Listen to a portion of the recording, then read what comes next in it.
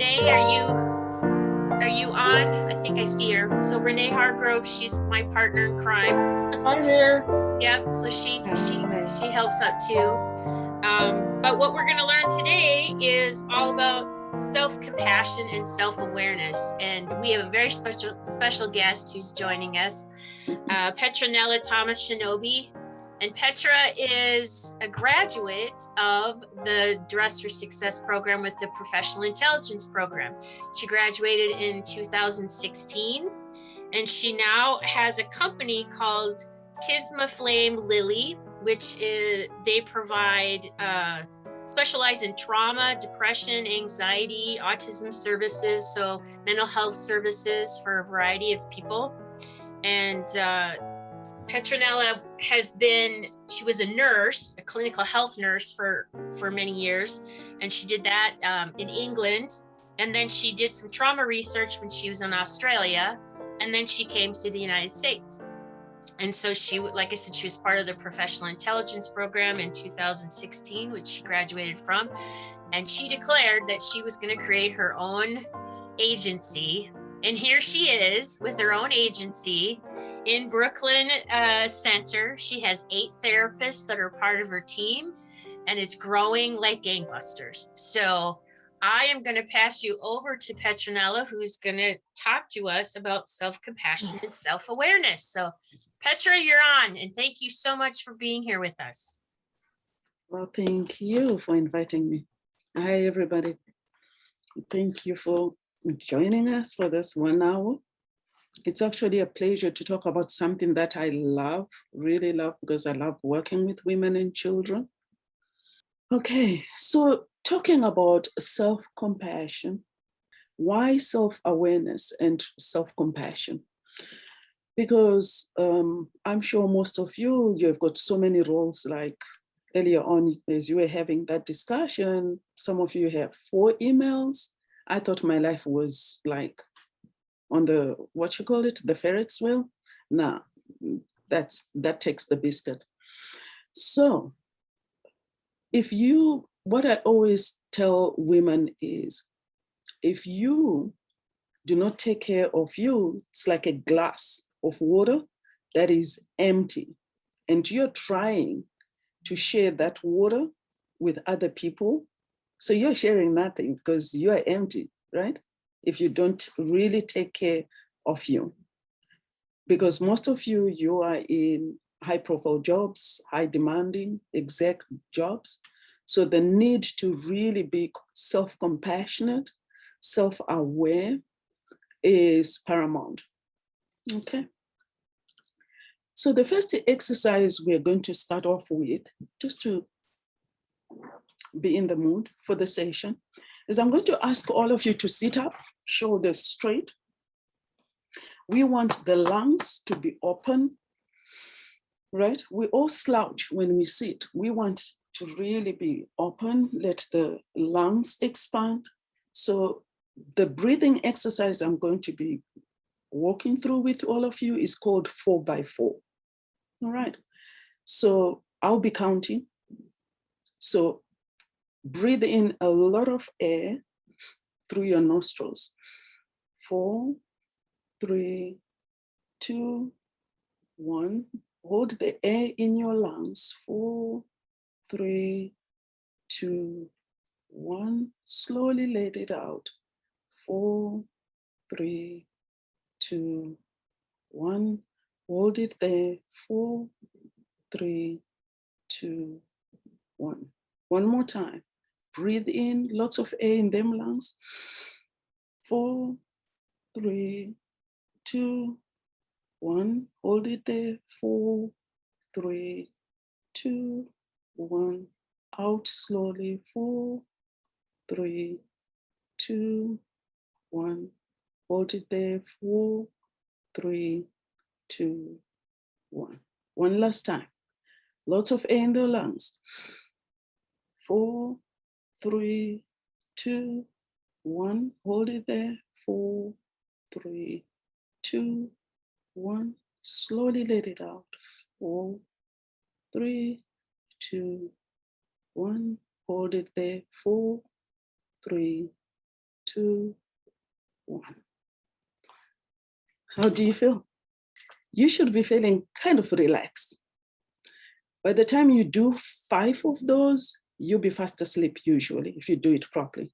So that is just to relax you, to be present, okay? So when we are talking about self-compassion, some people call it fierce and tender self-compassion. That's how they describe it. Why? Most people who utilize self-awareness, self-compassion, they tend to succeed in the workplace, engage in caregiving or supporting, mentoring without burning out. They build authentic relationships because you're present. You're not emotionally hijacked, so you're able to be there, to really be intentional about your engagements with people.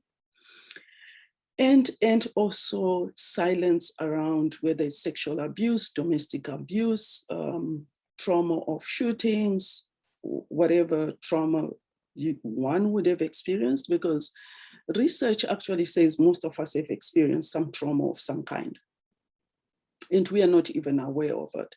And that has been even much more pronounced, I think, for lack of a better word, since the civil unrest, especially here in Minnesota, during the past civil unrest. And because we had a lot of people coming to us and saying, hey, this and this happened to me like 15 years ago, 20 years ago. I didn't even know that, you know, this happened to me. But now I was watching this video, I got triggered, or I didn't even know I was triggered until I started having a discussion, or I looked it up and found out that I was actually re-triggered after some trauma that happened. So hence why you always need to be self-aware and always utilize self-compassion skills, as I will explain later onwards. So this whole session will focus on 2 things: explaining what is self-compassion and what is self-awareness, and how the skills as to how you do that. How do you express self-compassion for self? And how do you become self-aware to such an extent where it becomes second nature? It happens naturally. You're able to learn to scan. You're able to say, okay, I need to take a step back, and it's okay. Because as moms, as women leaders, we are, I don't know, maybe it's this century, we're always on the go, go, go, go, go. And you feel guilty to even stop and just to take 5 minutes to have a plate of fruit or whatever else you want to do without feeling guilty like you're wasting time. You should be doing something much more constructive. Okay. So self-awareness, I always say it's about know thyself. And also it's about radical self-acceptance. And when we are talking about radical self-acceptance, we are always looking at, so briefly, I'm going to go into therapy, right? Most of us have negative automatic thoughts. When we were growing up, that mean aunt who always used to say, well, you're not going to be anybody. You're not going to be successful. You're fat.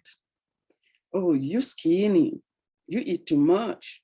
And when you grow up, they become automatic negative thoughts, where you want to try out something, you've been, promoted, you start self-sabotaging, you start this automatic negative thoughts come in when you least want them, because what you want is a good dose of confidence, but that's not what you're getting up here. So if you don't know yourself and you are not self-aware and you don't understand where all this is coming from, you're not able to actually show up, step up, and be what you want to be. So it's about self-awareness, knowing thyself, and radical self-acceptance. I'm good enough as I am. I'm all right, warts and all. I need a break. I'm okay. I need to rest. It's all right. I feel like working 4 hours today. That's all right too. I feel hijacked today. That's okay. COVID is making me anxious. That's okay, because I'm human. Radical self-acceptance. So again, going forth with self-awareness, I think this is the most difficult part of becoming self-aware. For you to actually know who you are, there's a lot of hard work that goes into it. A lot of hard work. I think the reason why most people don't want to do this exercise is because it's like opening a Pandora's box, and most of us, we're afraid of what you're going to find. So here's why we say opening the Pandora's box. To develop self-awareness, you might need to actually approach loved ones and say, hey, what do you think about me? How best would you describe me? That feedback can be so difficult. So in this case, looking at this slide, it includes assessments such as social styles by Kersey, and also get 360 feedback. And by 360, you're looking at overall communication. Can you all see that? Or is too, okay. From bosses, peers, and direct reports. I remember this exercise so well when I did the Dress for Success, and how daunting it was when we had one by one to go in for the feedback, and to hear somebody giving you feedback based on the assessments and what they'd observed, and you having to sit with those unpleasant at times, not always, the feedback was really good, but because we're human beings, you don't want to, we always pick the negative rather than the good that is delivered. It was really daunting and challenging. And so for you to be able to do this exercise, I always say to people, let's build, or let's start by, who are you? Who do you think you are before we get to the stage? So you go home and you write it out. And I would ask all of you to actually do that tonight. Who are you? I'm going to give you examples of what people say. Most moms will tell you, I'm a mom, I'm a sister, I'm a friend, or I don't know. Because after getting married, the children, the job, the studies, and so on, we tend to lose ourselves. And not only that, because financially we want all of us to be stable, we start focusing on financial stability, social standing, or our health if you are not well. And you never get to stop to ask yourself, who am I? What do I really want? And why do I want it? Is this the right time though? Why is this I call it the core of one's being? The reason is, if you can't answer who you are, how then do you teach people to treat you? Because unless you know who you are and what you want, how you want it, you can't teach anybody else. Guess what happens? People will teach you how to treat you. And usually it's not exactly what you want. That's a power grab, or as I call it, that's a wig snatch. and somebody has your wig in their back pocket and going, yep, we're going to do what I think is right.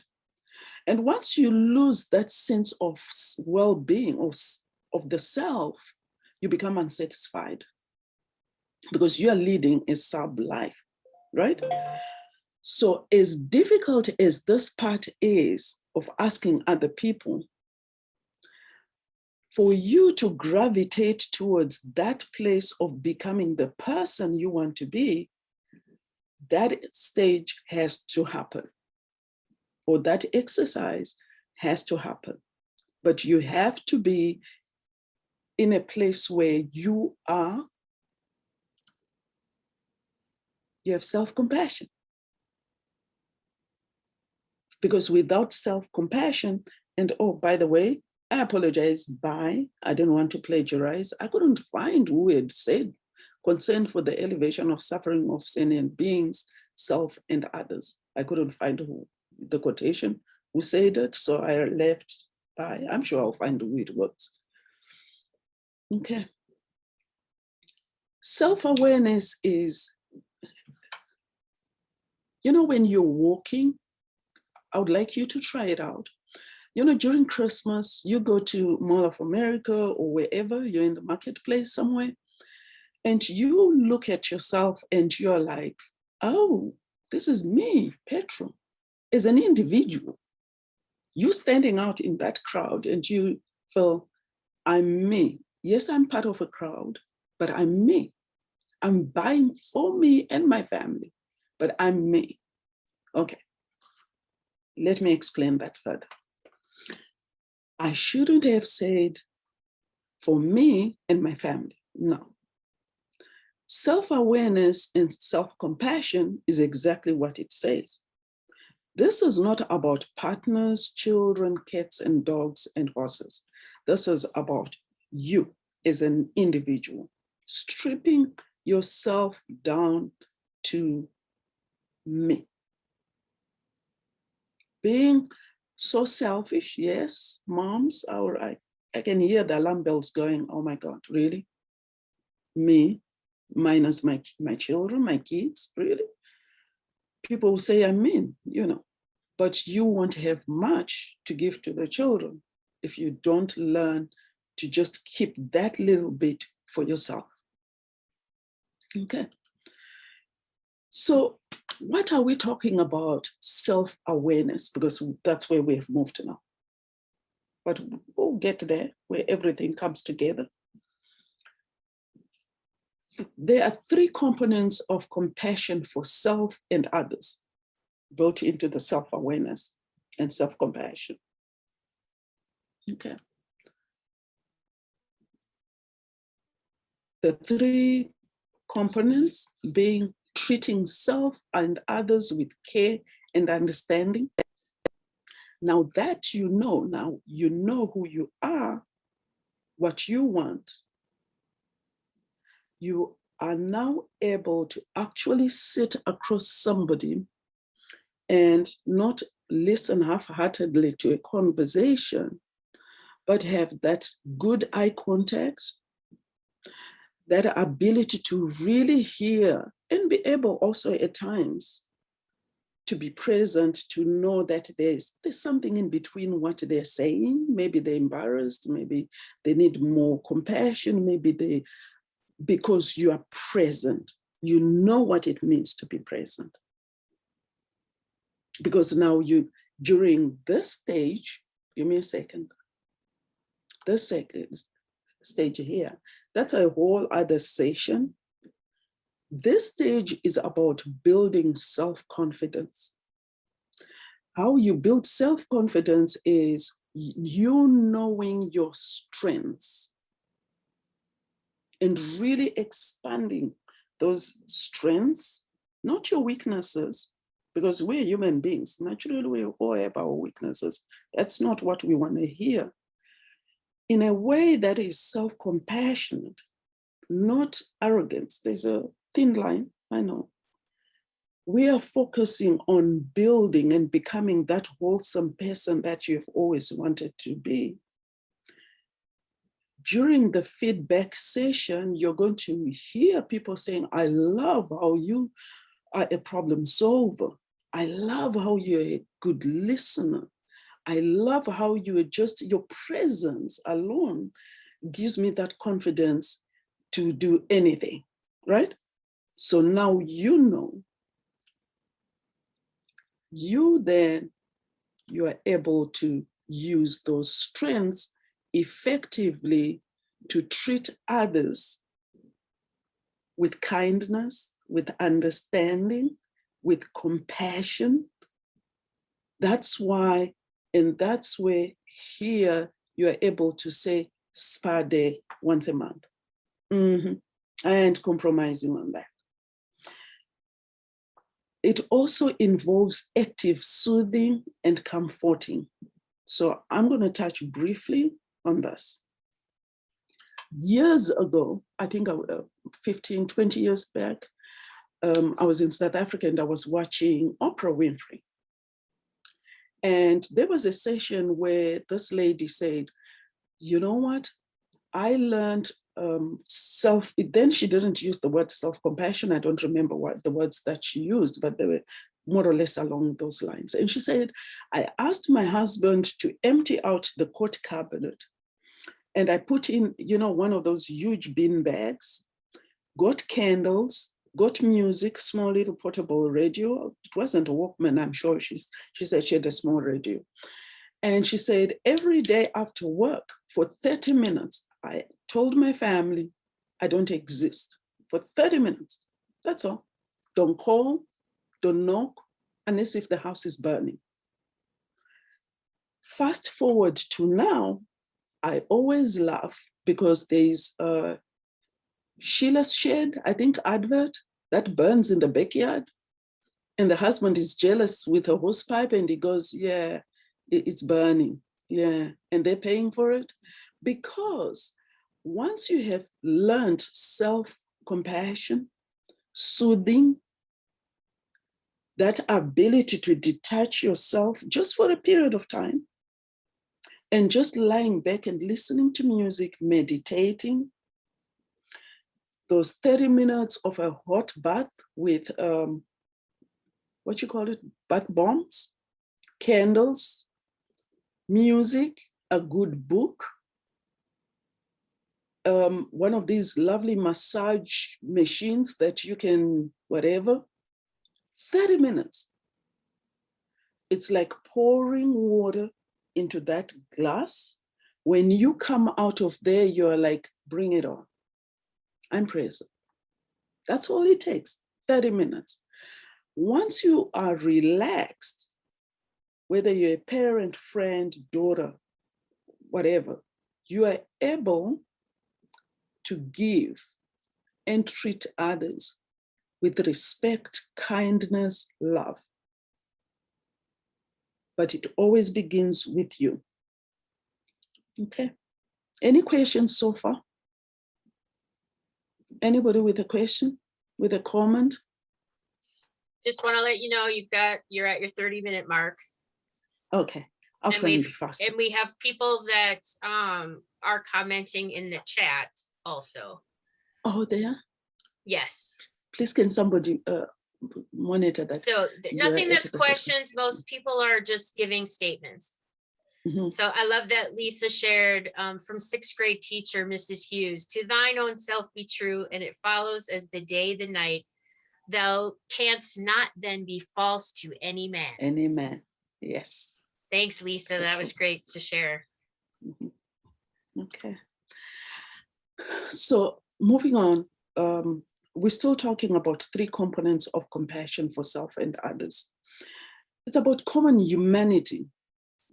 When you are not hijacked, when you have the ability to pour inward, you are able to care for others, which is what we call in Southern Africa, Ubuntu. And Ubuntu goes further. It actually says, I am because we are. What that means is you build relationships and alliances with the awareness that without them, because they're the soft spot to fall back on. So if you are operating from being hijacked 90% of the time, are you sure those relationships are really as intact as they should be? So that's why there's need for you to not only be compassionate, but be self-aware. Seeing the experiences of self, others as part of larger human experience. That's life in basic language. That's life. Things happen. That doesn't stop you from self-care or caring about others. The next one, the two psychologies of compassion. There are two of them. Compassion can be defined in many ways. One is sensitivity to suffering of others, of self and others, and also understanding how to engage with the suffering. So now we are talking about the trauma here. Most people, we are taught, don't open the Pandora's box. You can function, become the exec of Fortune 500. Trauma, I would like and encourage all of you to read The Body Keeps a Score. I should have put it on. The body keeps a score. Whatever happened 20 years ago will catch up with you today. If you learn to be compassionate, to take care of yourself, right? You're not going to have any surprises at all. And rather than getting and being bogged down with, oh, this is what happened, I'm going to take this further. Most of the people, take for example myself, when I came to Dressworks Success, Deb and I'm sure the rest of the team didn't understand where I was coming from. When I said earlier on I came from Zimbabwe, I went through quite a lot of trauma regarding Mugabe. That's why I ended up overseas, and even up today, I'm in politics here in Minnesota, because to me, I was born in politics. I'll always live with politics. So if you are mentoring somebody and you don't know how they've been traumatized, you can pour and pour. It will be like pouring water in a glass that is perforated. So this is not basically just about you. I think 80% is not about you, really. It's just to be aware about the people that you're working with. And the need to, at times, you don't have to give me resources, but to just walk me through some of this and going, hey, have you been taking care of yourself? What have you been doing? What are your self-soothing skills that you take? Because if I'm present and I learn how to relax, I learn the radical self-acceptance, I'm able to perform and stay at a job. Thank you very much. Right?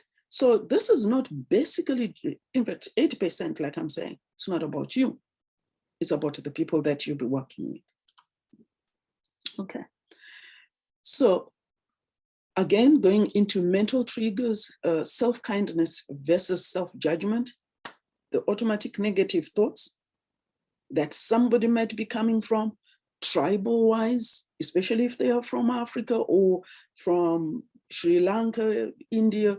Tribal issues are major issues. So you are mentoring somebody who is high functioning, has all this education, but there's something that's just not working. To actually go, hang on, what is self-kindness versus self-judgment? What, without saying, you know, are you judging yourself negatively too much? Are you sabotaging yourself too much?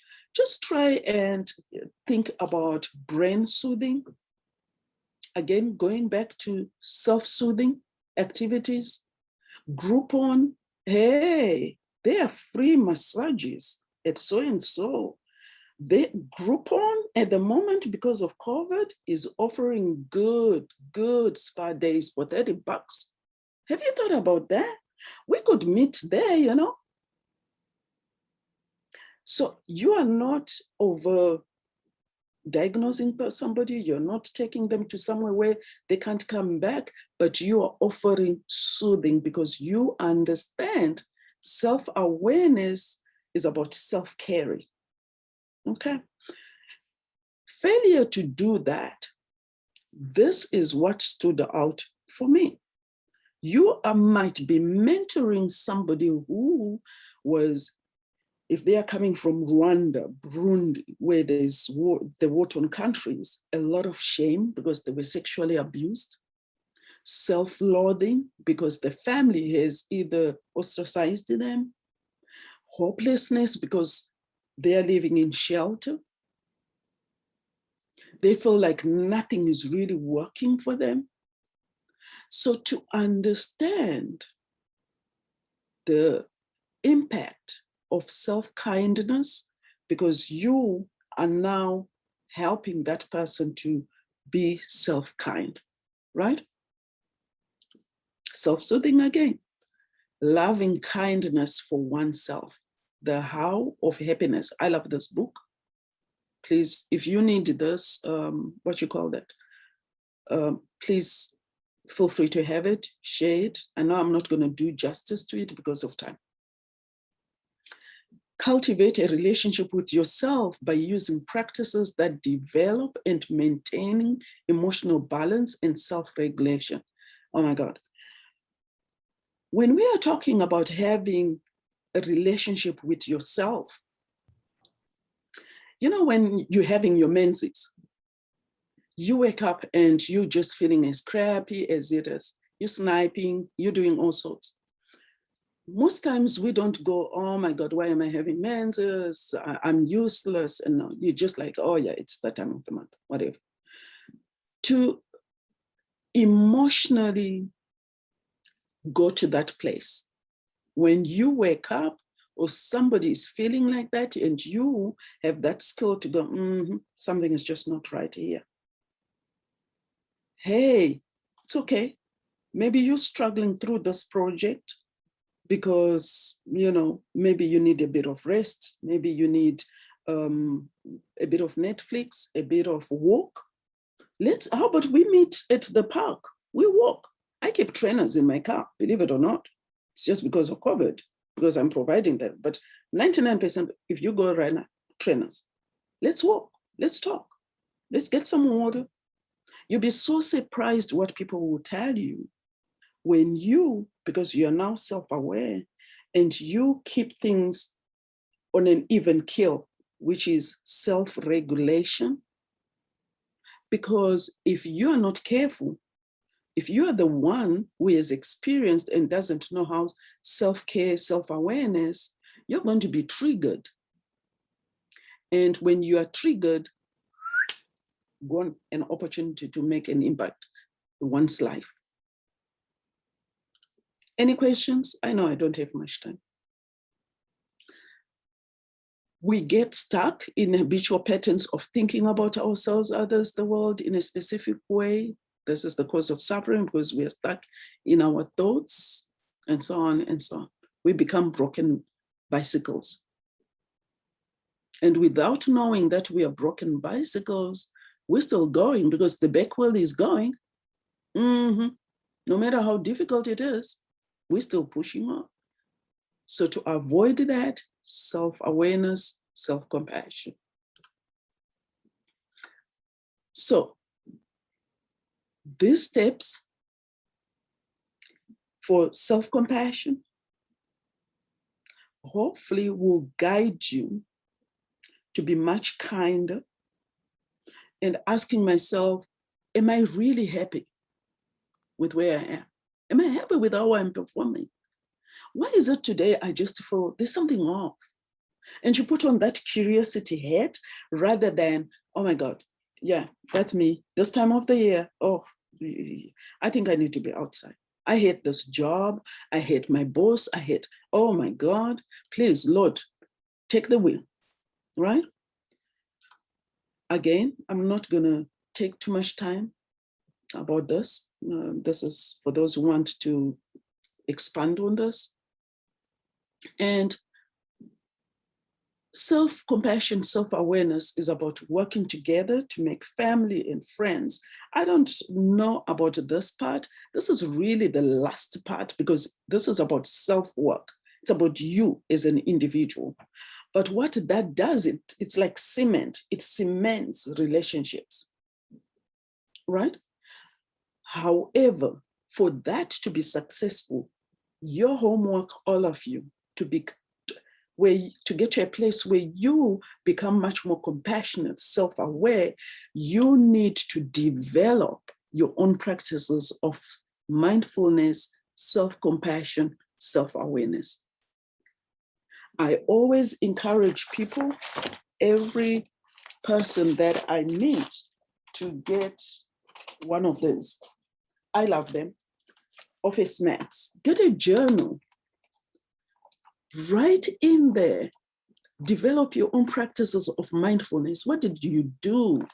Each day you should give yourself something that you do for yourself, whether it's manicure, pedicure day, whether it's just sitting there and just massaging yourself, whether it's keeping, one of those oils on your desk. That's self-care.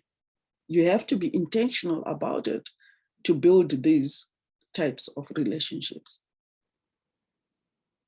Yeah.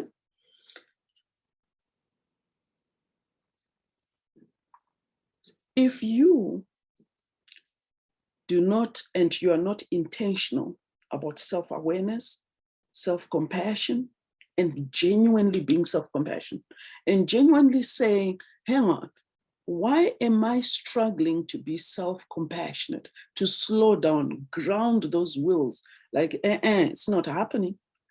If you find yourself struggling, rather than getting hijacked, find somebody to talk to. Find somebody. 3 sessions is all it takes. There's therapy now for three sessions where you're like, boom, boom, boom. Oh yeah, oh, okay. Especially if you're lucky and you find somebody who is really good. Yes, I know coaches. Some coaches are really good too. So the key is, number 1, are you sure you're not like a bucket? You keep pouring and it's going out. Number 2, are you sure you're loving onto yourself so much that you have a whole lot to give to other people?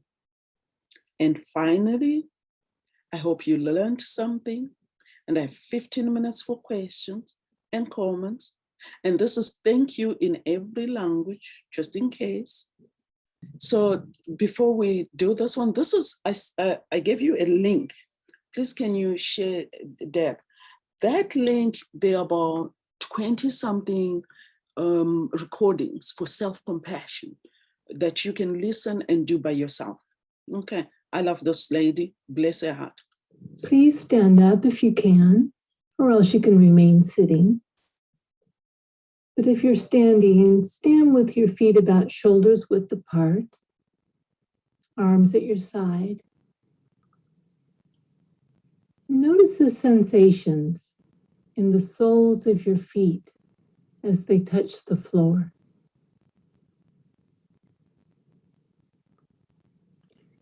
Really feel yourself grounded to the earth.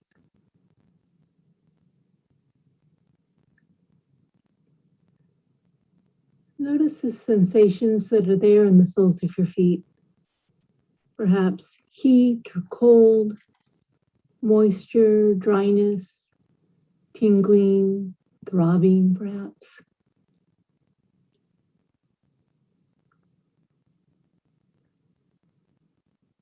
To better feel the sensation in the soles of your feet, you may try rocking your body gently from side to side, slowly. Noticing that as you move your upper body, the sensations in the soles of your feet change.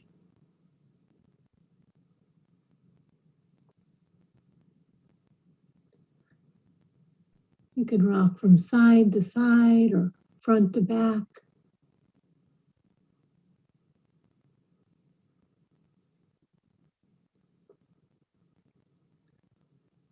Then come to standing. And now I would invite you to take some slow steps Really noticing as you take each step how your weight shifts from foot to foot. And as you place each foot down, again, the changing sensations of the soles of your feet. As you take a little circle around the room.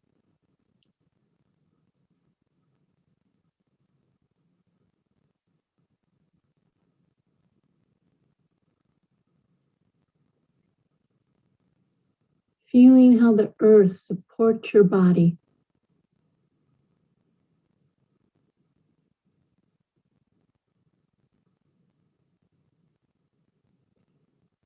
Maybe even taking a moment of appreciation for the fact that your small little feet support your entire body.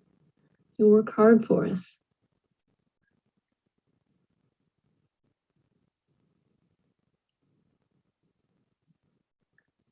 Just continue to walk slowly, feeling the soles of your feet on the ground.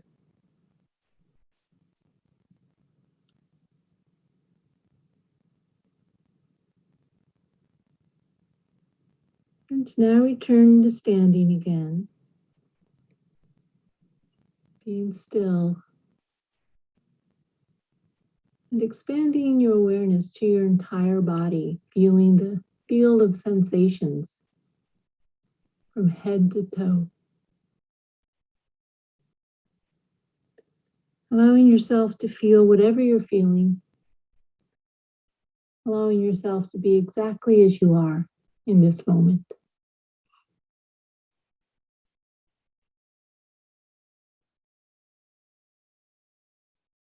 So I was just saying, maybe what we can do now, till we get to the hour, is to just, what are your takeaways from what Petra has shared with us today? Whether it has to do with you yourself, or what's your takeaway for the people that we serve, either one. So please share something with Petra so she knows how her presentations impacted you. I think for me, it really underscored that we need to go into this with a healthy mind, and we need to take care of ourselves if we're going to help take care of someone else. Very good.